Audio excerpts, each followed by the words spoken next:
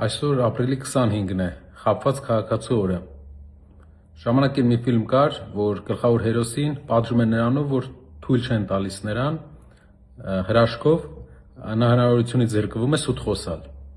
Եվ դրանից հետո նա բոլորին հանդիպում է, միայն ճշմարտությունն է ասում։ Շատ լավ ֆիլմ է, պատկերացրեք այդ նույնը տեղի ունենար այսօր Հայաստանում։ Այսօրվա միջոցառման ժամանակ պատկերացրեք Հայաստանի այսօրվա վարչապետը դուրս գա բեմ եւ այդ պահին հրաշք տեղի ունենա եւ նա չկարողանա էլ խաբել։ Ինչ է նա ասելու ժողովրդին։ Ասելու է ժողովուրդ, ուզում եմ ձեզ ասեմ, որ ինչ խոսք եմ տալիս հիմա, տալիս եմ նրա համար, որ երրորդ ժամկետի մնամ, այն երրորդ ժամկետին, որի դեմ պայքարել ենք մենք 8 տարի առաջ։ Ասելու է ժողովուրդ, ես ձեզ խոսք եմ տվել 2021-ին իմ նախընտրական խոստումների մեջ գրել եմ, որ աղքատությունը կնվազեցնեմ 2 անգամ,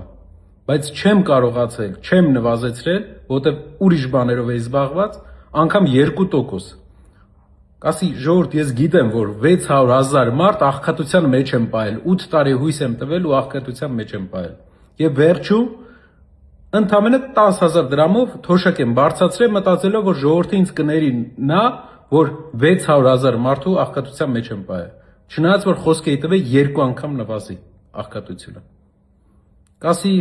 հարևան երկրի հետ ես պայմանավորվել եմ, որ դեռ չկրակի, ես իր ամբողջ պահանջները կկատարեմ, միայն մինչև ընտրությունը չկրակի, որ աթոռս պահպանեմ։ Այդ ժամանակ համ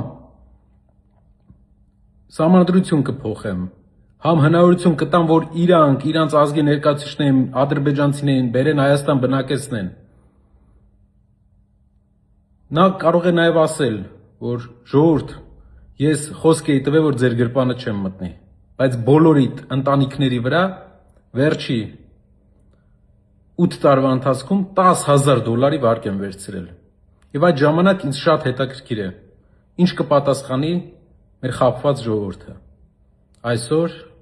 ապրիլի 25-ն է, խաբված քաղաքացու օրը։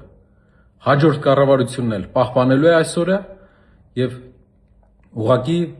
տոնի օրը լինելու է խաբված քաղաքացու օր, որ մենք հիշենք,